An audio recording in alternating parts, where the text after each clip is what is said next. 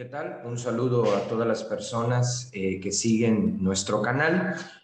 Como saben y pueden ver en la descripción, pues la verdad es que manejamos diferentes temas. Algunas veces es de derecho, otras de ciencias políticas, pero también de filosofía y de teología. Por ahí algunas personas me han dicho que debería de concentrar el canal en un solo tema, pero la verdad es que me la voy a jugar en el sentido de mantener varios temas como objeto del canal, porque pienso que si hablamos de filosofía, hablamos de teología, de derecho, de ciencias políticas, como que alcanzamos a abarcar mejor pues la realidad que tenemos como personas, como parte de una sociedad. Entonces me parece que limitar a un solo tema es como tener una sola pieza del rompecabezas. Así que, bueno, habiendo aclarado esto, que me la voy a jugar en que no sea un solo tema, sino varios, pues voy a comenzar ahora con uno nuevo, que como se puede ver, pues este tiene una perspectiva de desarrollo humano y también tiene una perspectiva filosófica y teológica. Así que el título que hoy nos toca en esta pequeña plática es Diagnóstico sobre la clase de religión y propuesta de solución. Hay que recordar que a lo largo y ancho del planeta, pues existen diferentes instituciones de filiación religiosa. En este caso lo vamos a acotar a los colegios y a las universidades que forman parte de la iglesia y que son desde luego un gran aporte a la sociedad. Yo estoy seguro que muchos de ustedes que están viendo esta charla, pues en algún momento de su vida pasaron por estas instituciones, pero también en otros países que tienen más desarrollada la cuestión de la libertad religiosa, pues también en las escuelas públicas para atender a los diferentes credos de los estudiantes se da la opción de poder elegir que ya sea al principio del día o al final, una o varias, dependiendo de la asignatura, dependiendo de la carga académica, pero clases de religión también. O sea que realmente es un tema que, aunque en muchos países está limitado a las instituciones privadas, hay otros países donde van ubicando esta realidad como parte de la escuela pública.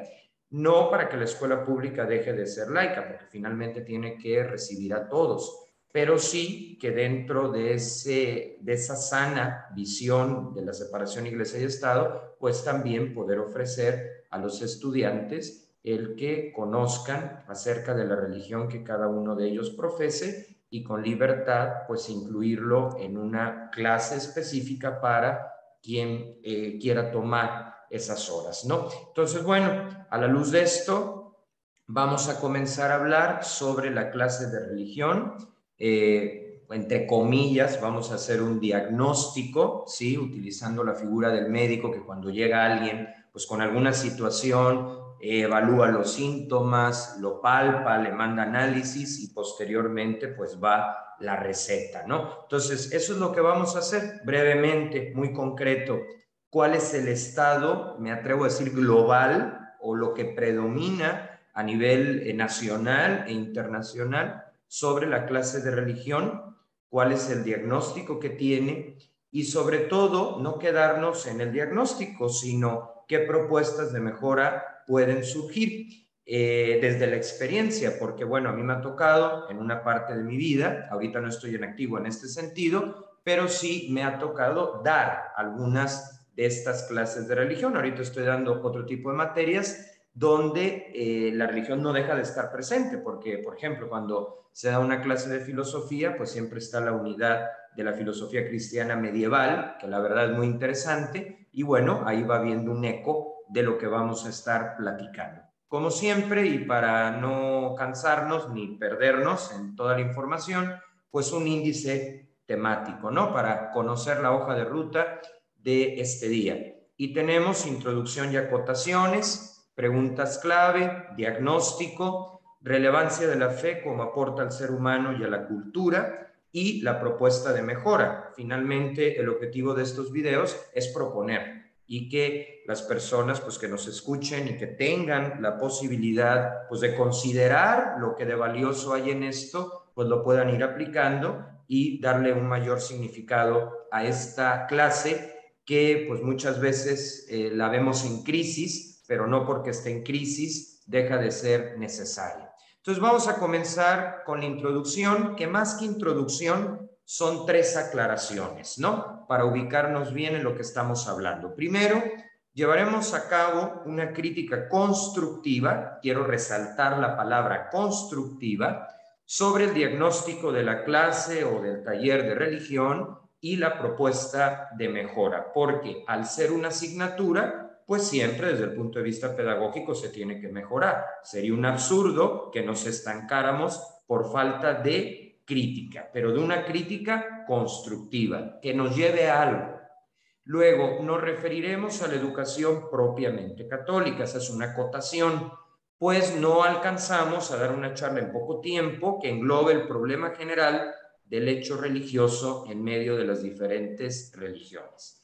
Y lo tercero, y que lo subrayo, valoramos a tantos hombres y mujeres que impulsan la clase de religión, aunque vamos a hacer una crítica constructiva y se tocarán pues ciertos temas sensibles, tener muy en cuenta que lo hacemos desde una actitud positiva, valorando a tanta gente que trabaja en este sector y que no debe ser tomado como si aquí se estuviera diciendo la verdad absoluta acerca de la metodología. Es una propuesta, pero siempre desde la valoración de los que se dedican a esto. Yo he tenido la oportunidad de conocer a varios de estos profesores y me consta su esfuerzo, ¿sí? Y quiero partir de ahí y que no se reduzca a una lista de críticas y ya está. No es, por tanto, una crítica negativa, sino precisamente un acto de valoración de la misma. Yo aprecio lo que es la clase de religión porque creo que te da un horizonte que sin ella quedaría coartado, pero precisamente porque la valoro, quiero que siga siendo significativa. De ahí la necesidad de una crítica constructiva y empezar a ver lo que es esencial, o sea, lo que no se cambia, lo que es la base, pero hacer realmente una valoración de lo que sí se tiene que cambiar porque sencillamente ya no da resultado o quizá nunca lo dio. Entonces, en ese sentido es que hacemos la introducción y las acotaciones a la clase de religión católica en este caso. Bien. Dicho esto, que me parece importante, hay 4 preguntas difíciles, ¿sí? Que vale la pena hacernos con toda sinceridad, sin miedo, y que yo las titulo preguntas clave. Voy a leer cada una y las iré respondiendo desde lo que he podido investigar, desde las experiencias que he tenido, porque no estoy hablando a partir de la teoría, sino del contacto con la realidad, con el salón de clases, y que nos pueden servir pues para entrar en contexto. La primera, ¿vale la pena educar en la fe en medio del contexto secularizado? El contexto secularizado se refiere a todas aquellas sociedades que en masa han ido perdiendo los valores de la fe. Podemos decir que esto es palpable en la cultura occidental, ¿sí? Es donde más nos ha pegado el secularismo, que se puede resumir como una persona o grupo de personas que no considera a Dios como centro o razón de su vida, ¿no? Entonces, cuando estamos ante una sociedad, pues que no se abre al misterio de Dios o que lo busca muchas veces sin saberlo, porque estamos como anestesiados, ¿sí? Pues encaja en un contexto secularizado. Las grandes capitales de Occidente, que son una maravilla en historia, en desarrollo económico, pues deberían también de retomar esta parte de la fe, porque en el fondo, por lo menos en Occidente, fue lo que les hizo grandes ciudades, ¿no? Por esa fortaleza que viene de los creyentes. Yo pienso en edificios como la Catedral de Notre Dame, que es un orgullo de París, un ícono de Francia. Pues esa maravilla arquitectónica, ese desarrollo no vino de la nada, vino de las matemáticas, de la arquitectura, pero también de la fe profunda de todo un pueblo, de toda una sociedad. Entonces, reconociendo que el secularismo pues abarca gran parte de la sociedad y que se manifiesta pues de muchas maneras, por ejemplo, reduciendo la práctica de los sacramentos, no tomar como referencia la dimensión ética y moral de la fe, etcétera, ¿no? Entonces, en este contexto secularizado, donde pues muchos parecieran seguir la frase de Nietzsche de Dios ha muerto, ¿sí? Pues sigue estando la fe, ¿no? Como un baluarte, como un despertador de la conciencia. Y con esto último, pues voy dando respuesta a la primera pregunta. ¿Vale la pena educar en la fe en medio del contexto secularizado? Por supuesto que vale la pena. Me atrevo a decir que precisamente por el contexto secularizado se vuelve más significativa. ¿Por qué? Porque el contexto secularizado tiene desde luego sus puntos positivos, ¿no? En el sentido, por ejemplo, de una sana separación entre la Iglesia y el Estado, en el sentido de poner sobre la mesa temas que a veces desde el ámbito religioso pues no se tocaron adecuadamente, pero en el fondo, el secularismo te promete algo que no puede cumplir. Sí, te promete felicidad, pero estamos viendo altos índices de ansiedad, depresión, incluso suicidio. Te presenta una idea de libertad que se vuelve una esclavitud en adicciones y en cuestiones que van deconstruyendo a la persona humana. Entonces, ciertamente, ¿qué nos puede servir de ancla en medio de esta situación, a veces de deshumanización, de violencia, etcétera? Pues la fe. Porque la fe sí puede cumplir lo que promete. Es verdad, propone un camino más largo, propone un camino más difícil, pero a mí me gusta el sentido común. Y entonces, si yo tengo un camino fácil que me va a llevar a la nada y tengo un camino más difícil, pero que me va a llevar a la felicidad, porque tiene la capacidad no solo de llenar mis expectativas, sino de superarlas, pues obviamente voy a optar por ese camino.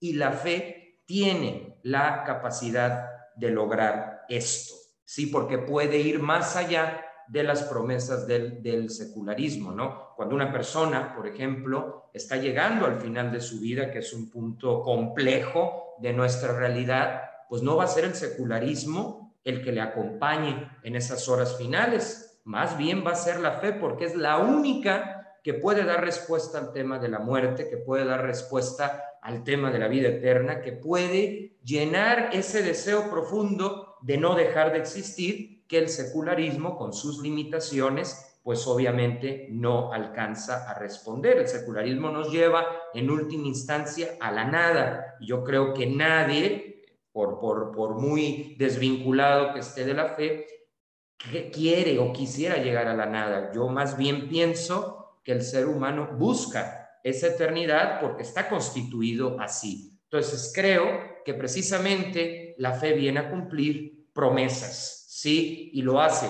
por el camino difícil, por el camino de la libertad responsable, pero que al final, pues el resultado es mucho mejor.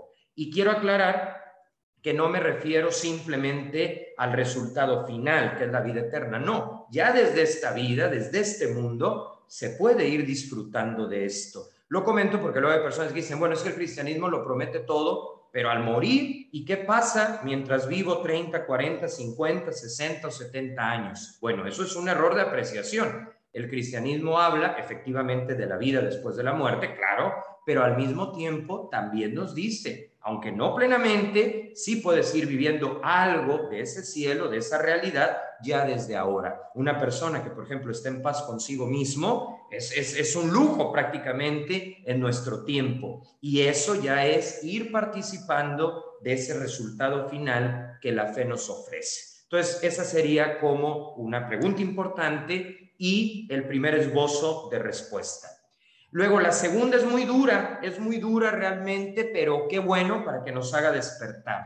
Dice, ¿por qué egresan de instituciones católicas tantos estudiantes ateos? Aquí quiero decir que tengo un respeto total por los ateos, me encanta participar en foros con ellos, con ellas, y considero que un ateo efectivamente también tiene una dimensión ética. Mi crítica no va tanto en esta línea, sino la inquietante pregunta de por qué después de tantos años en una institución católica, pues muchas veces pierden la fe en el camino. Sí, por supuesto que yo creo que los colegios católicos son un gran aporte, es irrenunciable. Yo apuesto mucho a este tipo de instituciones y he hecho todo lo posible por impulsarlas cada vez que he tenido la oportunidad y lo seguiré haciendo hasta el final. Pero no deja de ser inquietante que algo estamos haciendo mal, ¿sí? Con buena intención, pero con un enfoque que vale la pena replantearnos. Hace poco en una red social, pues me tocó ver, ¿no?, a una persona que había dicho, pues que egresó del colegio católico y que era orgullosamente atea, ¿no? En principio, pues uno se puede enojar y tomar como que te está criticando en mal plan, pero para mí más bien fue despertar y decir, bueno, si estamos favoreciendo el ateísmo, quiere decir, por lógica, que no estamos favoreciendo la fe. Entonces yo pienso que la razón de este aumento del ateísmo entre exalumnos de instituciones católicas no se debe a que el colegio haya perdido razón de ser, para nada. Lo que pasa es que la metodología que se ha estado usando a nivel mundial, pues no está respondiendo a los retos actuales, quizá porque se quedó estancada o, que eso sería más lamentable, porque nos hemos aferrado a un modelo que no responde lo que las nuevas generaciones viven. Muchos de nosotros, pues nos ha tocado vivir en un entorno católico donde la fe se da por sentado y no estamos expuestos a las presiones que las nuevas generaciones sí experimentan porque son ya una minoría católica. Y no queremos una minoría católica complejada, pero sí queremos una minoría católica que pueda dar respuestas a las preguntas que le va a hacer algún profesor de universidad que no coincida con la fe y que en vez de espantarse este estudiante, este egresado, pues tenga los elementos filosóficos y teológicos para un pronunciamiento positivo, pero con buenas bases. Entonces, ¿por qué egresan de instituciones católicas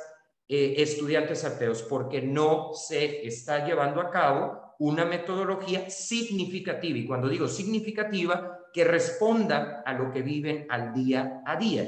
Muchas veces yo he dicho que tenemos un magnífico producto, que es todo el patrimonio espiritual de la iglesia, pero que lo tenemos en un empaque feo, y entonces no logramos transmitirlo, y por una mala portada, pues se pierden de la riqueza interna del libro. Entonces, por ahí vamos encontrando que son razones que nos tienen que llevar a replantearnos los programas de religión, las estrategias, todo. No para lavar cerebros, nunca, sino para proponer. Pero tenemos que reconocer que no está funcionando la manera como se está haciendo. Ya lo veremos en el diagnóstico, las causas que pueden estar detrás de estos estudiantes que nunca hicieron clic y que incluso egresaron con una bola de nieve de preguntas, porque quizá faltó a alguien que tuviera la preparación adecuada y la experiencia de fe para contestárselos. Hoy los estudiantes tienen más retos que los que tuvimos nosotros en la época. En nuestra época, yo sigo siendo un joven adulto, sí, pero sí noto ya diferencias con las nuevas generaciones que la tienen más difícil porque hay mayor presión, porque hay mayor cuestionamiento. Y si lo único que se llevaron de la religión pues fue hacer un dibujo, sin menospreciar al arte, desde luego, pues claro que una reflexión de 2 renglones no alcanza para responder a los grandes dilemas que estamos viviendo en la sociedad, ¿sí? Y entonces por ahí está el asunto. Luego, tercero, ¿cuál es el aporte de los colegios católicos a la sociedad? Pues para mí son las instituciones más completas porque te dan el panorama entero, ya que tienen la base de la fe y la base de la ciencia. La fe me explica el para qué de mi vida y la ciencia el cómo se desarrolló desde el punto de vista físico-químico, desde el punto de vista biológico, mi existencia. Si tú a una institución le quitas la fe, le dejas un 50%. ¿Sí? Y si tú a otra institución le quitas la ciencia, igual le dejas sin esta mitad. Es decir, que para tener un panorama completo, una visión de futuro, pues los colegios católicos tienen una doble dimensión. Por un lado, excelencia académica, y por el otro lado, la fe, que a la larga es la que te ayuda a perseverar. Una fórmula matemática, por muy bien que la conozcas, no te hace perseverar, pero la fe, que es un ímpetu profundo, claro que lo permite. Entonces, para mí, son instituciones completas, son instituciones que te dan las dos visiones en la búsqueda de la verdad. Luego, en la cuarta pregunta, ¿dónde está el epicentro de la crisis al momento de compartir una clase o taller de religión? El epicentro está, en primer lugar, en nuestra coherencia personal. ¿Qué tan coherentes somos al vivir nuestra fe? Porque si yo me voy a plantar frente a un grupo a proponer que la fe vale la pena, pues esta tiene que encontrar un eco en mí. Entonces el epicentro también está en qué tan capaces somos de contagiar, no con palabras, no con grandes discursos, sino con nuestra propia vida, la fe. Y el segundo epicentro es de tipo pedagógico, de tipo metodológico, porque no está respondiendo, no está siendo significativo para muchos estudiantes. Hay varias excepciones, lo cual me parece muy bien, pero debe de ser la regla, no la excepción. Pues con estas 4 preguntas que he intentado responder, creo que estamos en contexto. Repito, la idea de este video no es decepcionarnos, lamentarnos y cerrar. Todo lo contrario, es una llamada a la renovación, a seguir apostando por la clase de religión que, como veremos más adelante, pues es una contribución para la dimensión espiritual de las personas, cosa que, dicho sea de paso, es reconocido por la psicología y que por tanto nos da un sustento para seguir defendiendo que todos estos espacios son muy valiosos. Yo se los digo claramente, si hablo de estos temas es porque yo tuve la oportunidad de contar con una maestra de religión que me proporcionó los libros adecuados y un ambiente de libertad para que yo hiciera clic. Pero lamentablemente fue una la que lo hizo, ¿sí? Y esa una pues lo sigue haciendo con otros estudiantes, pero necesitamos que el común denominador sea este tipo de profesores, que al que le va el libro, le dé el libro, al que le va un dibujo, le dé un dibujo, al que le va un canto, le dé un canto. Y no tratar de que todo sea con una cuadratura.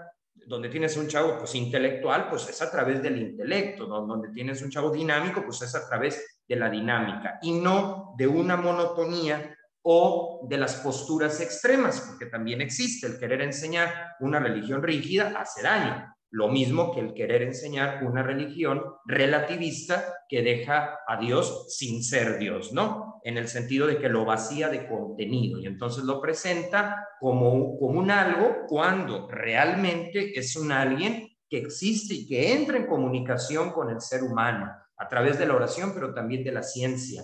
Y como decía Santo Tomás de Aquino, a través de la naturaleza, a través de las matemáticas, uno puede conocer al artista a través de su obra. Entonces, desde esa perspectiva es que tenemos que ir avanzando.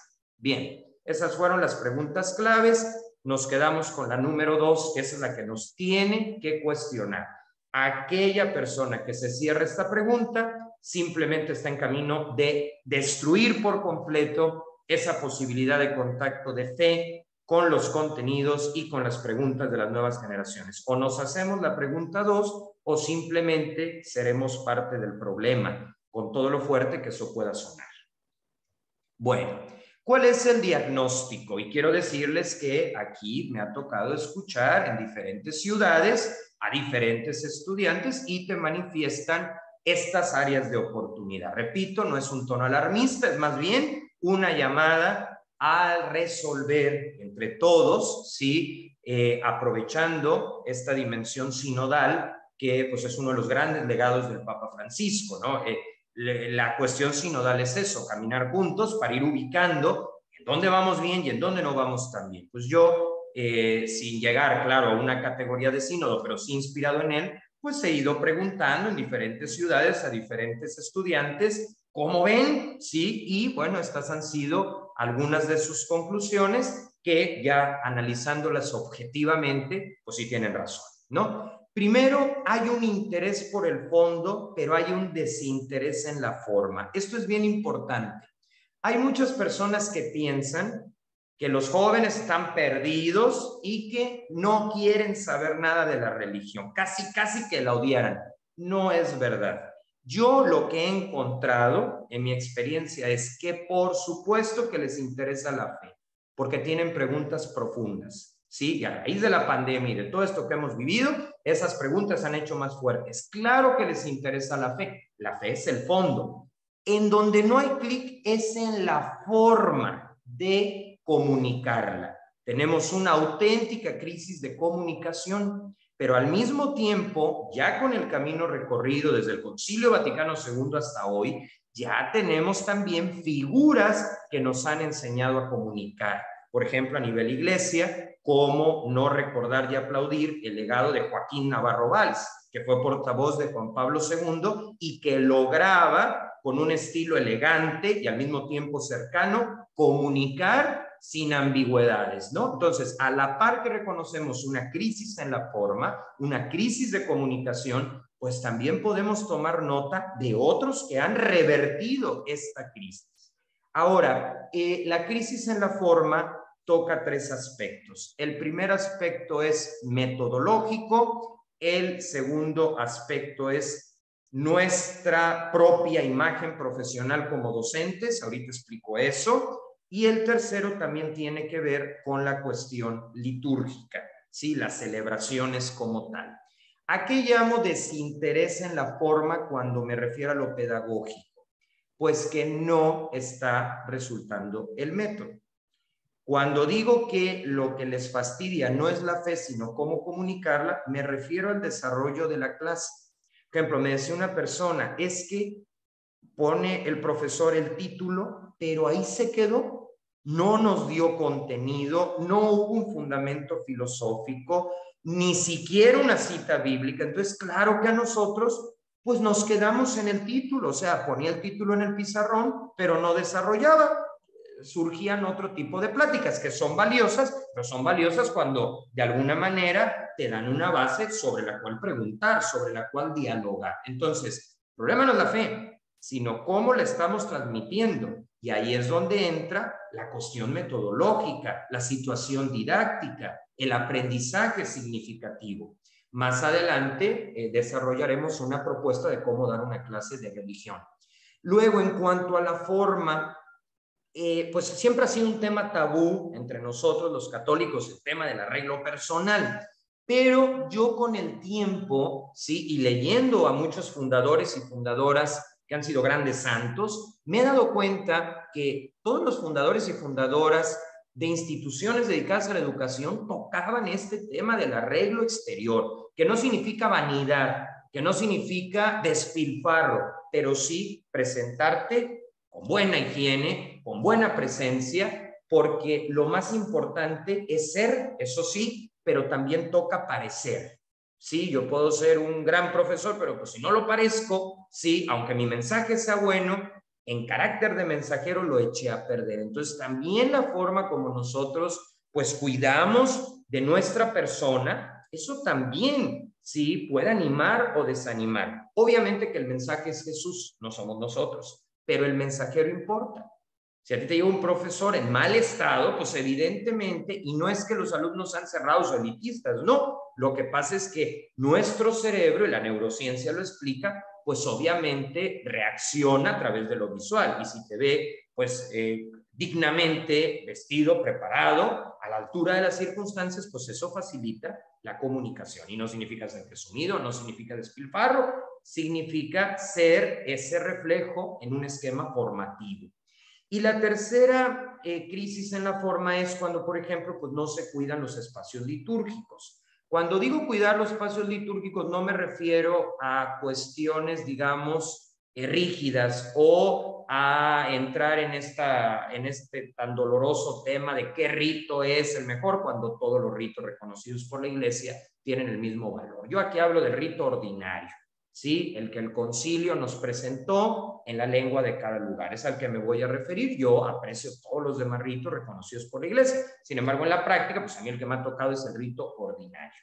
¿Qué significa? Que si, por ejemplo, se descuida la celebración, se descuida la dimensión litúrgica, pues obviamente las personas que participan en ella se distraen.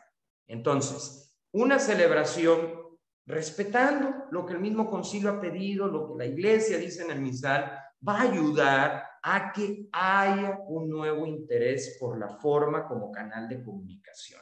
Entonces, sí necesitamos cuidar la liturgia, sí hay una dimensión estética que marca la diferencia entre poder entrar en la relación con Dios en eso que se está celebrando o terminar dispersos o incluso incapaces de ese contacto. Con sencillez, pero la sencillez no está peleada con la dignidad. con hacer las cosas como se marca y como lo pidió el Concilio Vaticano II. El Concilio Vaticano II nunca dijo se celebren mal. El Concilio Vaticano II, que tantas veces ha sido malinterpretado, el concilio es una maravilla de equilibrio, es una maravilla de claridad, pero el concilio sí reconoce, desde luego, que lo primero es el fondo, la fe, pero hay formas de acercarnos a ese fondo que necesitamos cuidar. Y la primera forma es la pedagogía, la segunda forma es nuestro arreglo personal y la tercera tiene que ver con una celebración litúrgica que invite, como decía Santa Teresa, a la devoción, ¿sí? Bien. Otro de los diagnósticos y que se relaciona con la parte pedagógica y que le puede dar en la torre a la clase de religión es el exceso de dinámicas de integración. Yo estoy de acuerdo que hay que romper el hielo muchas veces, que los estudiantes no pueden estar 5 horas sentados sin mirar a otro lado, por supuesto que no, están en una edad donde se necesitan mover, pero es importante que no nos excedamos, me explico, y que pues las dinámicas de integración están muy bien en un retiro, están muy bien en un día de campo, pero una clase de 40 minutos no se puede estar simplemente dibujando, no se puede estar simplemente cantando, no se puede estar simplemente que forme equipos, que sube, baja, no, también tiene que haber un momento donde nos sentamos, si se quiere, en rueda y vamos a hacer preguntas profundas sobre la vida, sobre las dudas que tienes de fe.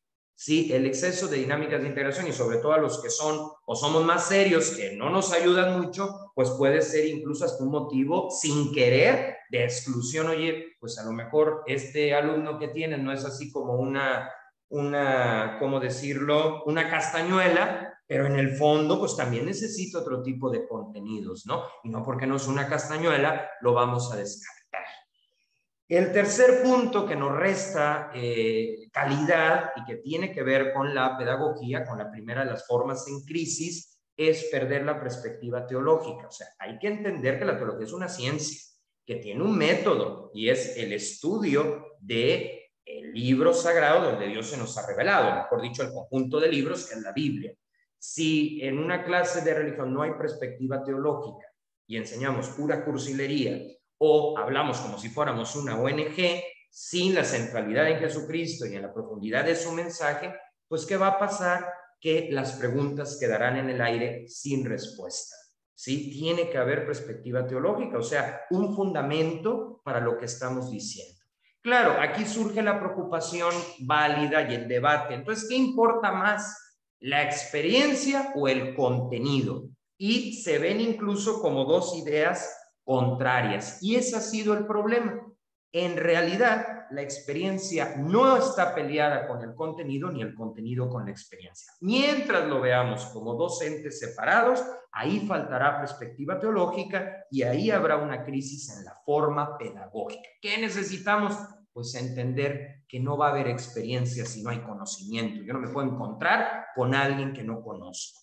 Entonces, que haya temas, por supuesto, que haya instrumentos de evaluación, por supuesto, para que el estudiante vea, oye, esta no es una materia de relleno, es una asignatura sólida. Además de las primeras licenciaturas que se reconocieron cuando surgieron las universidades en Europa, o sea, no estamos improvisando nada.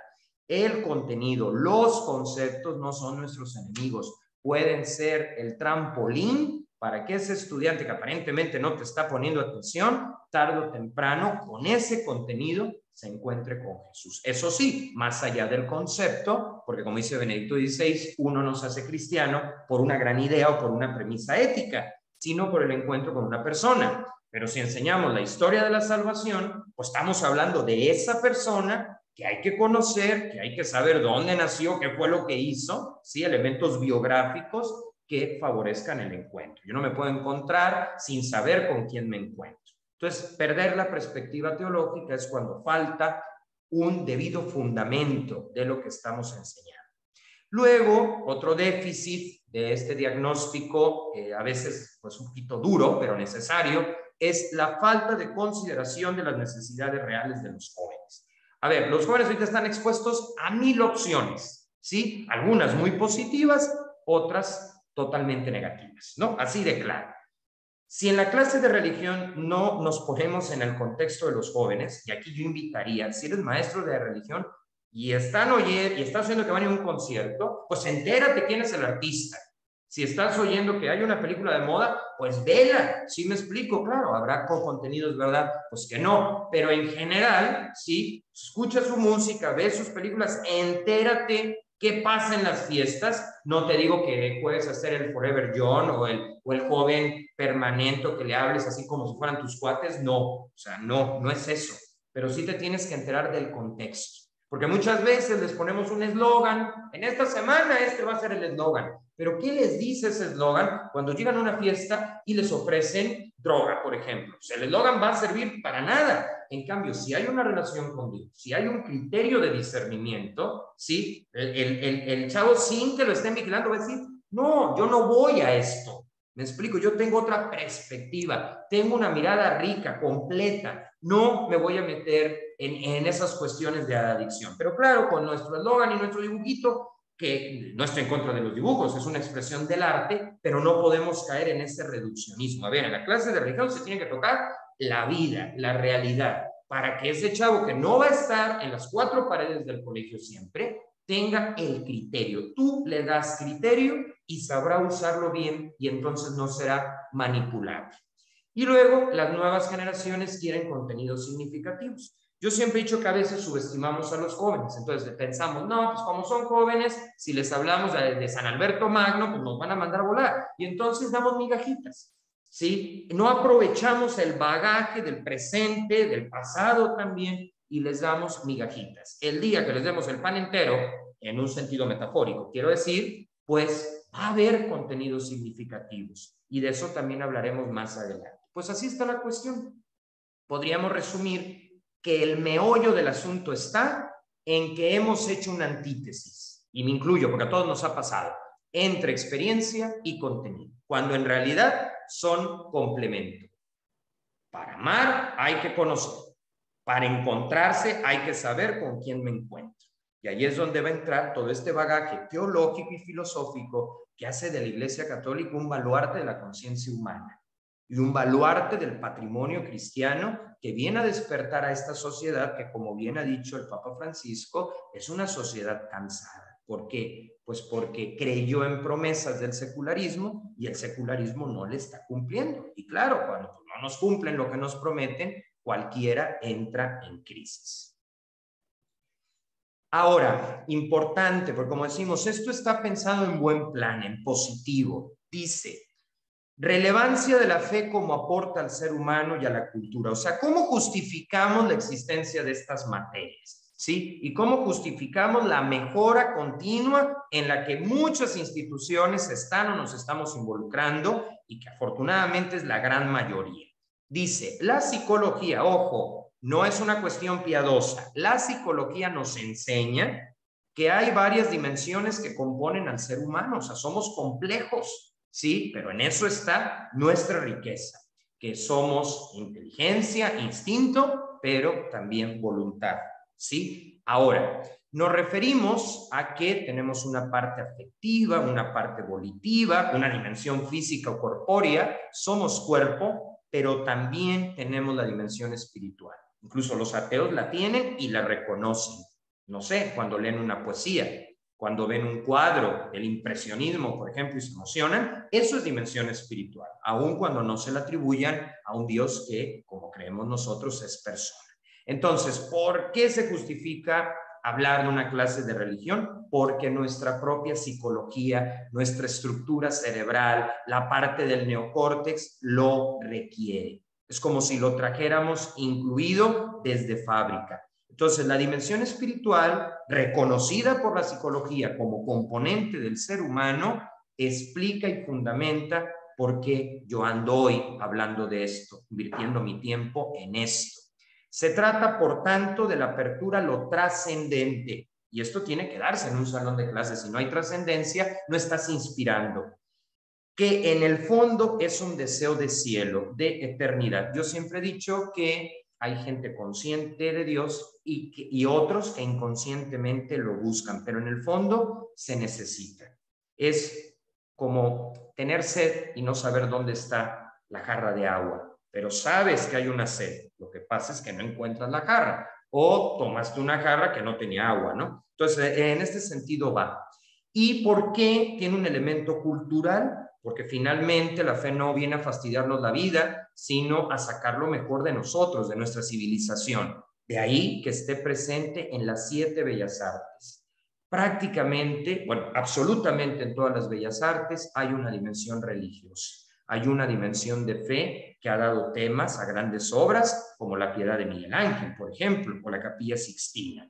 De ahí su impacto en la cultura. Entonces, esto es interesante porque enseñar a los alumnos lo que es la fe, lo que es la religión, no es solo hablar de religión, es también hablar de arquitectura, es también hablar de literatura, ¿sí? Es también hablar de danza, es también hablar de pintura, es también hablar de cine, etcétera, etcétera, etcétera. O sea, que conocer la fe es conocer la cultura porque ha permeado todas las áreas de nuestra sociedad y del mundo. ¿Por qué? Porque la fe inspira, la fe da contenido a las obras de los artistas. Y entonces aquí vamos viendo que la fe no es dictadura, que la fe no es tóxica, sino todo lo contrario, es gestadora de cultura, cuando se enseña adecuadamente y con personal capacitado desde lo espiritual y desde lo profesional para hacerlo.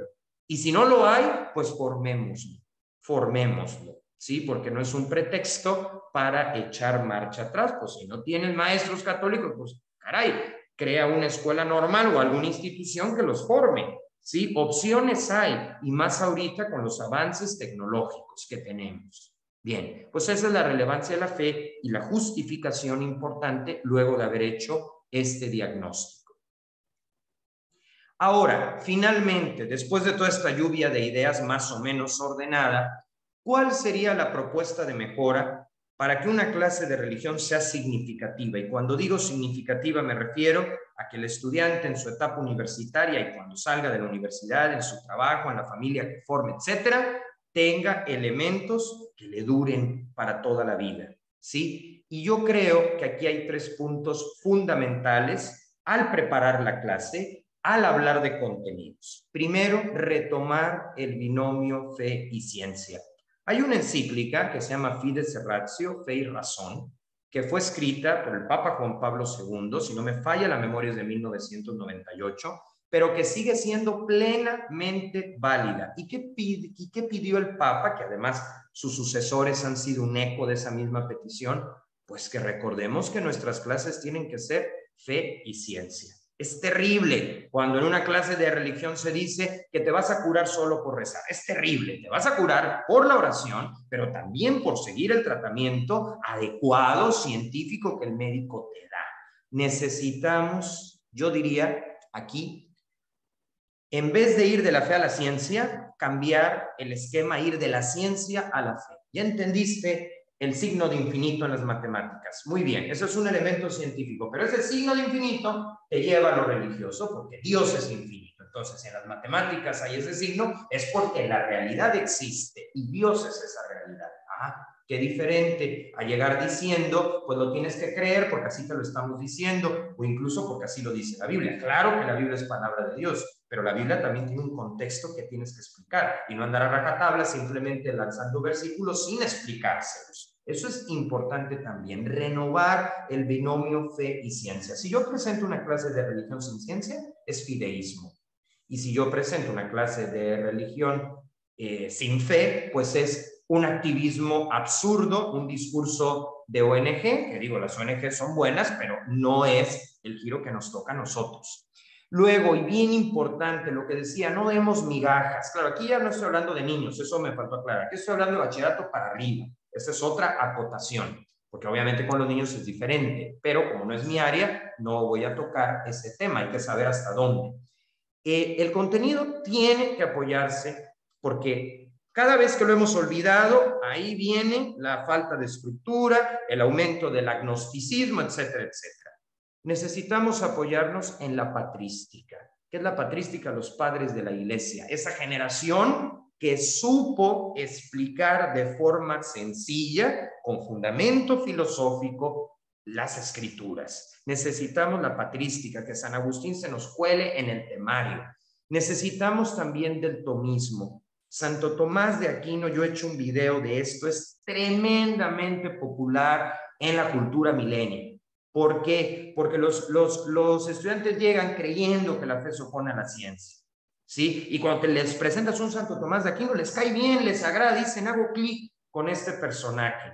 Vivimos tiempos de confusión, donde no está tan claro el bien y el mal, necesitamos claridad. Y para tener claridad, que no es rigidez, es simplemente claridad, no podemos prescindir de Santo Tomás de Aquino. Es un autor clásico. ¿Y por qué es clásico? Porque ya no pertenece a una época. Todas las épocas van a retomar a Santo Tomás. Su teología no está superada, al contrario, haberlo desplazado es la causa del declive de la clase de religión. Pero también hay que apoyarse en autores contemporáneos, no solo en lo antiguo, que también este es otro problema. Está la antítesis entre lo antiguo y lo contemporáneo. Los dos son necesarios. Benedicto XVI es un autor co-contemporáneo y yo, si soy creyente, fue gracias a su libro Introducción al Cristianismo. Entonces, caray, si tenemos todas esas fuentes, no demos migajas en nuestras clases, sino algo verdaderamente profundo. Y ahí sí, ya que recorrí este binomio fe y ciencia, ya que me enriquecí con la patrística, el tomismo y los autores contemporáneos, teólogos y teólogas, pues entonces toca favorecer la experiencia de Dios. Y se puede favorecer de tres maneras. La primera, como ya dije, cuando tú das una clase profunda, bien preparada, que le hiciste conciencia, el conocimiento favorece la experiencia. Segundo, claro, esto hay que hacerlo en la medida en que la situación sanitaria lo permita, hay que ser muy responsables en esto, pero segundo, que haya espacios, yo diría opcionales, pero donde los estudiantes puedan salir a zonas de misión, ¿sí? Con las medidas, con los cuidados, con la responsabilidad, alguna institución para que palpen la realidad del sufrimiento, pero no porque yo quiera una obsesión por el dolor, no, sino simplemente no para deprimirlos, sino para hacerlos conscientes de lo que pasa. Y eso es favorecer la experiencia. Pero yo para mandarte a trabajar en un asilo o a tener un proyecto de transformación social, primero te tengo que enseñar la doctrina social de la iglesia, porque si no vas a ir sin ton ni son, sin una mirada, sin una dirección. Por tanto, otra forma de favorecer la experiencia es el contacto con la realidad necesitada. Que esto, por ejemplo, es lo que decía el padre Pedro Arrufe cuando hablaba de defensa de la fe y promoción de los derechos humanos. El problema es que muchas veces olvidamos lo de defensa de la fe, ¿sí? Y nos quedamos en un activismo social. No, necesitamos las dos, pero es un hecho que nuestros estudiantes tengan experiencias de voluntariado, tengan experiencias de contacto con el necesitado, obviamente de acuerdo a su edad, momento, preparación, pero que haya este contacto con la realidad, en cuanto la situación sanitaria lo permita, por supuesto. Y otra tercera forma de favorecer la experiencia son los espacios litúrgicos, ¿sí? La adoración al Santísimo, que por lo menos hay unos 10 minutos en silencio. Yo estoy de acuerdo de que tiene que haber un monitor pues para ir orientando, es una escuela y tal, pero ese monitor tiene que dar 10 minutos en silencio, por lo menos 5, donde deje, sin fondo musical y sin nada, que el estudiante se conecte con Jesús. Que finalmente, sí, la labor que se hace aquí es para favorecer que se escuche a Jesús, no a nosotros, a Jesús. Y una forma de favorecer esas experiencias es el contenido, el apostolado social, el contacto con la realidad y la dimensión litúrgica, en donde hacemos un alto, nos conectamos con Dios para de ahí volver a la vida, volver a la realidad, ser ciudadanos responsables. Pues yo creo que si tomamos en cuenta estas notas, ¿sí? Nuestra clase de religión va a ser significativa y desde luego será una contribución para el mundo de hoy que lo necesita más que nunca. Así que ojalá que este video, una pequeña, digamos, muestra de ideas, esta es mi sugerencia, pueda servirles. Cada uno sabrá, bueno, aquí exageró, aquí sí tiene razón, aquí no la tiene, pero que por lo menos se escuche esta alternativa y en positivo, como lo hemos hecho desde el primer momento. Así que muchas gracias y hasta la siguiente charla.